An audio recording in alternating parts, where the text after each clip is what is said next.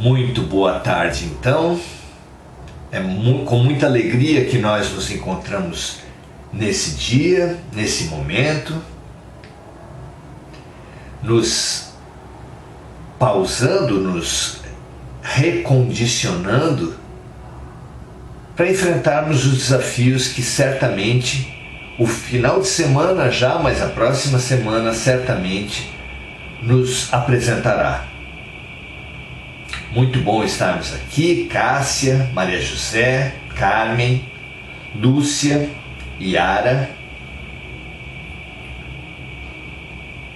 Esse nosso momento de pausa, esse nosso momento de reflexão é precioso para rendermos, para termos a lucidez e a coragem necessárias para esses próximos momentos que se avizinham. Então, muito feliz em estar aqui, ter conseguido priorizar esse nosso encontro. Feliz por vocês terem conseguido priorizar esse nosso encontro, já que ele é realmente tão importante. Hoje, nós viemos trazer no Evangelho segundo o Espiritismo, no capítulo 28, Coletânea de Preces Espíritas, o item 42, prece por alguém que esteja em aflição.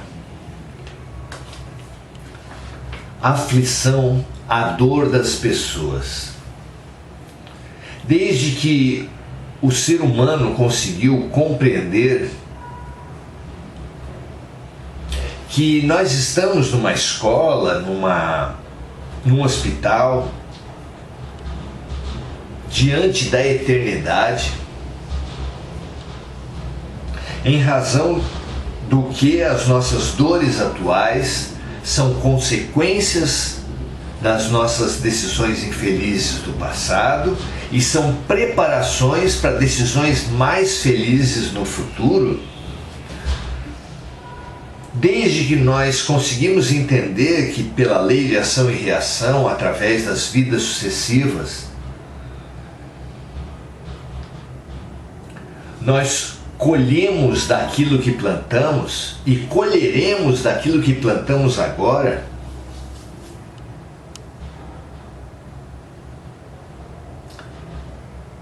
nós ficamos em dúvida, muitos de nós ficam em dúvida sobre o valor da ajuda. Talvez a sociedade que tenha melhor ou mais profundamente colocado essa dúvida tenha sido a sociedade indiana, hinduísta, uma sociedade toda ela reencarnacionista, mas que proíbe as classes mais bem aquinhoadas, as classes mais bem posicionadas, de ajudarem os mais pobres. Porque se leva em entendimento que quem sofre como uma necessidade, como um karma, uma necessidade interior de reharmonização, e que ninguém pode ir contra a lei do karma, ninguém pode ir contra as leis de Deus, já que aquele sofrimento é necessário para cada pessoa ultrapassar, transformar-se, melhorar-se espiritualmente. Se Deus trouxe, em suma, não é? O pensamento é que se Deus trouxe, permitiu que aquela pessoa sofresse,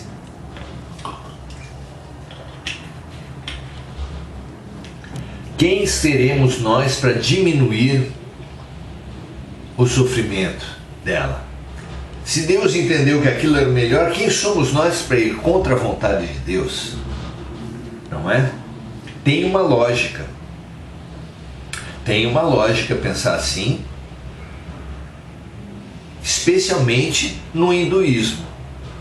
trazendo as vidas sucessivas, a lei de ação e reação, a lei do karma para o Ocidente, especialmente para o cristianismo, aí não.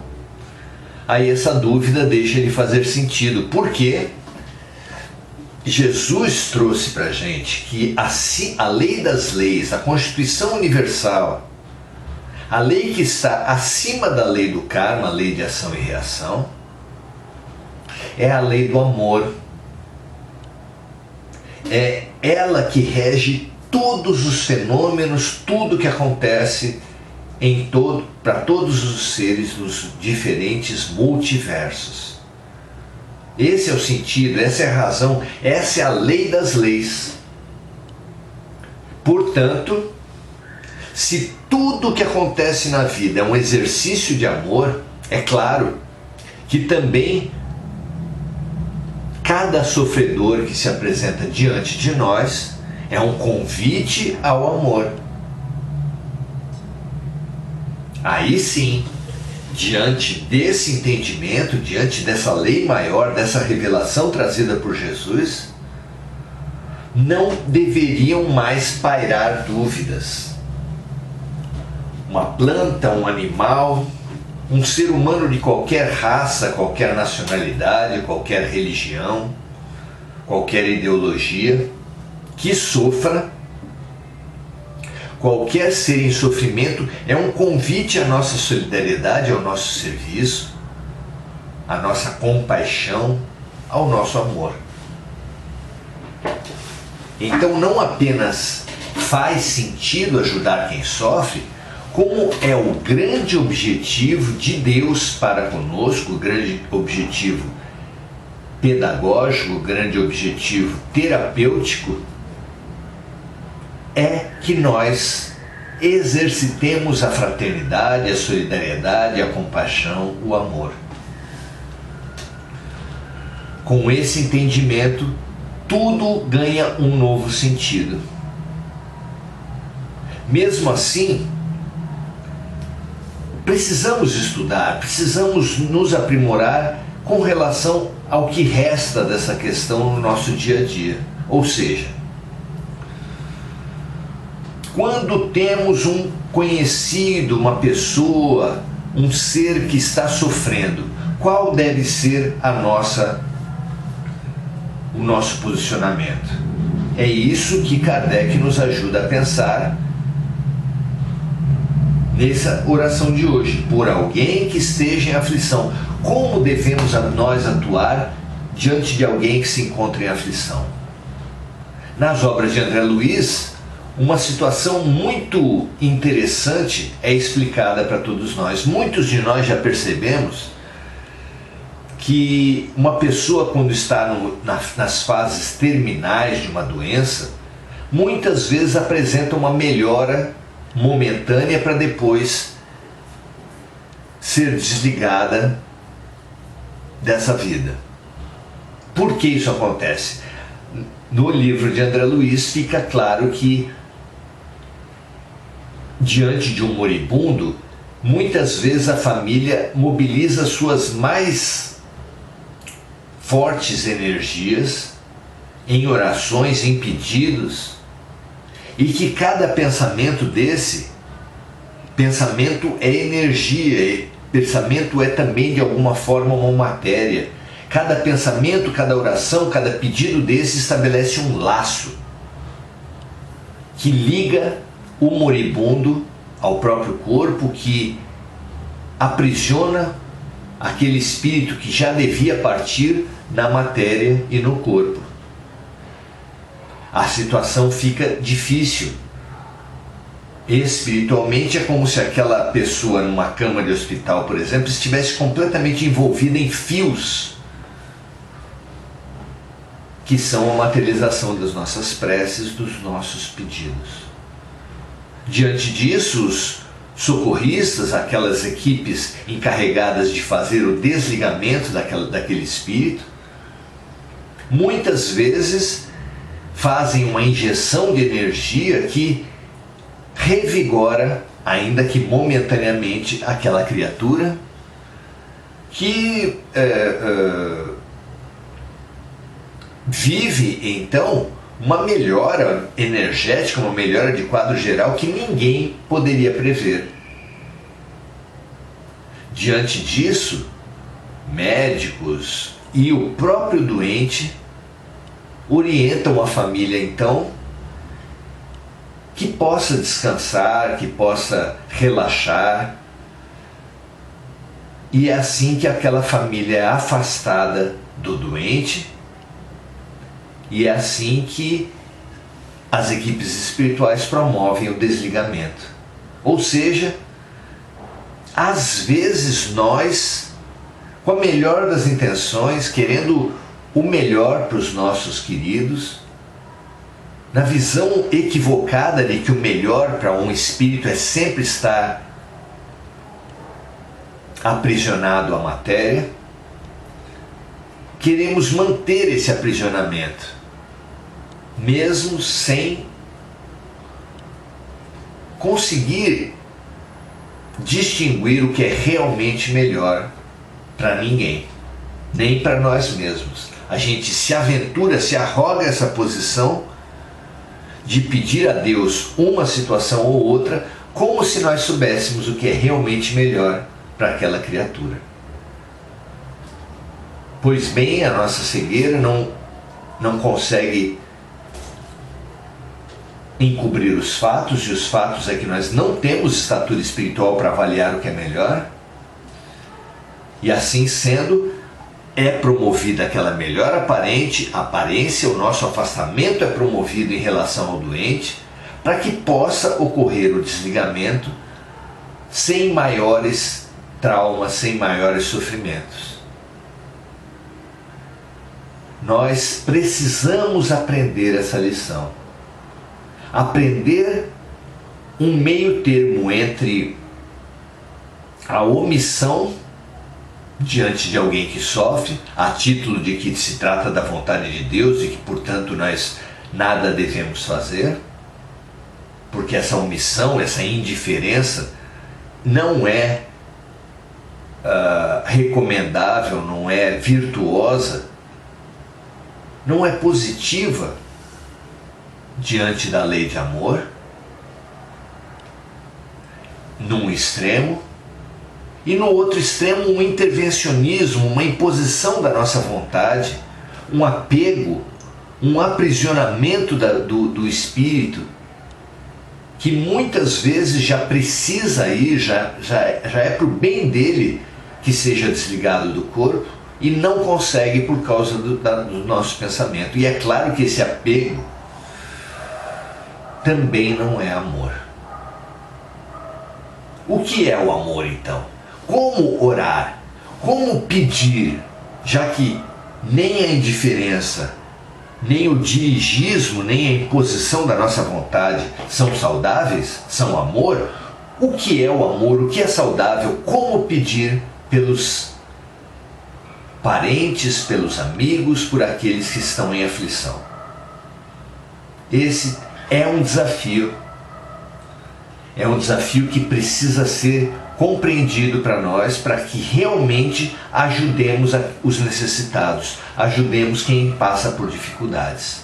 Para realmente ajudar, precisamos entender o que Jesus quis dizer com "seja feita a vossa vontade, assim na terra como no céu". Parar assim de querer impor o que nós entendemos que seja melhor, para passarmos a fazer uma doação, uma transfusão de energia, mas sem uma medida concreta a solicitar. Ou seja, Deus, aqui doamos a nossa energia para que os orientadores, os médicos, os socorristas do mundo espiritual, os teus servos, promovam o que venha a ser melhor para essa pessoa. Se é para ela se restabelecer, que essa energia seja bem usada no seu restabelecimento. Se for para ela ser desligada do corpo, que essa energia também seja bem utilizada para o seu desligamento e para uma reentrada em ótimo estado na pátria espiritual. Seja feita a vossa vontade, assim na terra como no céu. Será que nós já estamos maduros para fazer orações nesse sentido? O que vocês acham? Vamos hoje então fazer a leitura do prefácio e depois da prece, lá no item 42 do capítulo 28, coletânea de preces espirituais. O item 42 diz: por alguém que esteja em aflição. Como devemos orar? Como devemos nos mobilizar por alguém que esteja passando por dificuldade e passando por dores? Deixando de lado qualquer ideia de indiferença, mas também deixando de lado seja feita a minha vontade, assumindo a nossa insuficiência para impor os nossos desejos, o nosso ponto de vista aos outros, às situações, à vida. Vamos lá então? Prefácio. Se é do interesse do aflito que sua prova siga o seu curso, olha como Kardec já começa as suas considerações. Se é do interesse do aflito que sua prova siga o seu curso, ela não será abreviada pelo nosso pedido. Mas seria ato de impiedade desencorajar-se porque o pedido não foi atendido. Aliás, na falta de cessação da prova, pode-se esperar obter qualquer outra consolação que modere a sua amargura. Então, o nosso pedido, ao mobilizar energias positivas, curativas,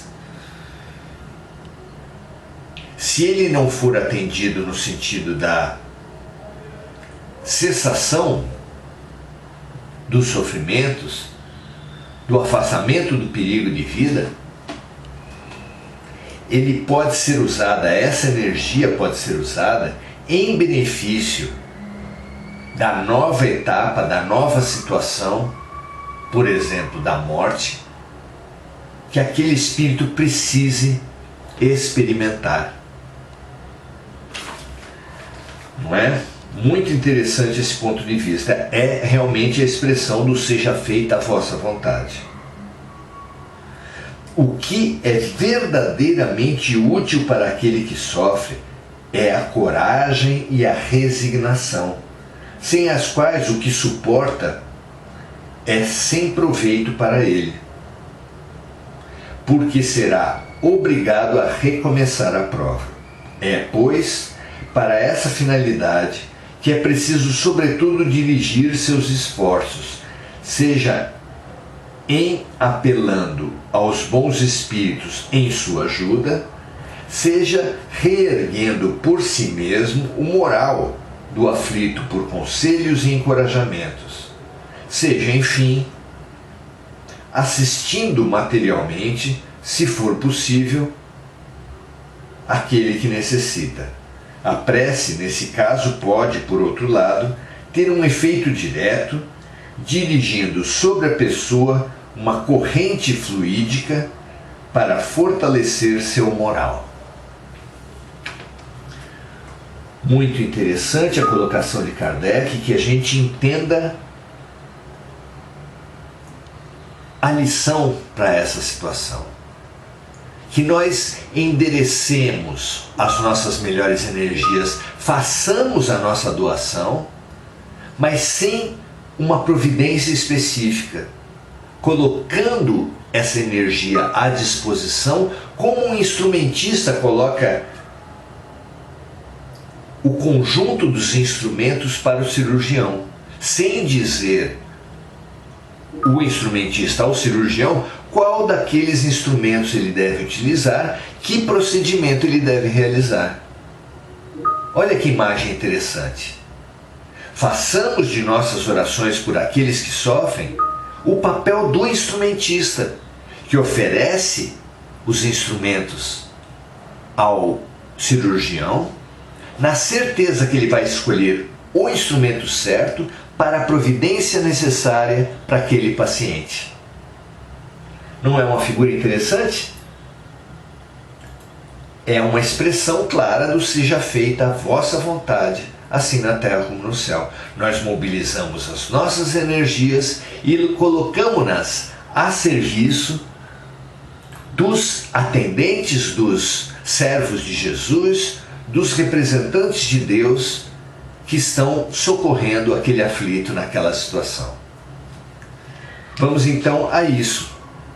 Vamos então à prece, que vai materializar essa nova postura que Kardec nos ensina hoje, preciosa, para toda vez que nós nos depararmos com algum necessitado, com alguma pessoa passando por dificuldades, qual deve ser a nossa postura, como devemos orar, como endereçar as nossas melhores energias. Vamos lá então, prece. Meu Deus, cuja bondade é infinita, dignai-vos abrandar a amargura da posição desse aflito por quem eu estou pedindo, se isso for da vossa vontade. Bons Espíritos, em nome de Deus Todo-Poderoso, eu vos suplico assisti-lo em suas aflições. Se no seu interesse elas não podem lhe ser poupadas, essas aflições não podem ser poupadas, fazei-o compreender que são necessárias ao seu adiantamento. Dai-lhe a confiança em Deus e no futuro, que as tornará menos amargas. Dai-lhe também a força de não sucumbir ao desespero, que lhe faria perder seu fruto, e tornaria sua posição futura ainda mais penosa. Conduzi meu pensamento até ele, e que ajude a sustentar a sua coragem. Muito interessante. Peçamos sempre o encorajamento, a lucidez, a fé, a confiança na bondade e na justiça perfeitas de Deus para todos os aflitos do mundo. Façamos isso, meus amigos, minhas amigas, jamais questionando a solidariedade, jamais apregoando a indiferença ou a isenção perante os sofredores, porque isso não é da vontade de Deus, isso não é do amor, que é a lei maior dos universos, isso não é do amor, que é a essência da própria presença divina. Não sejamos indiferentes, mas também não sejamos arrogantes de pretender já saber o que é bom para os aflitos.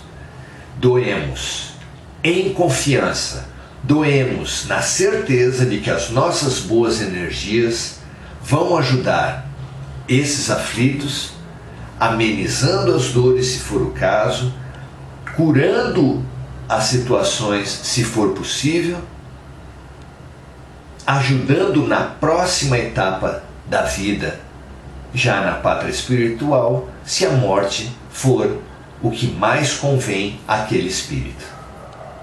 Graças a Deus, muito obrigado por essa lição de hoje, que vocês possam ajustar a sua solidariedade diante de todos os aflitos do mundo, a começar por você mesmo, em suas orações, ao pedir, sempre com muita ênfase, seja feita a vossa vontade, a vontade de Deus, que seja realizado o amor puro e incondicional do Pai, muito acima dos meus desejos, em todas as situações, assim na terra como nos céus. Muito grato, muito obrigado por hoje. Compartilhe isso se você entender que mais pessoas devem também promover esse ajustamento das suas orações, da sua atitude perante a aflição alheia. Ajude. O próprio ajuste da oração pode ser uma imensa ajuda a todos os aflitos e a todos aqueles que acompanham pessoas em aflição. Que assim seja, muito grato e até a próxima.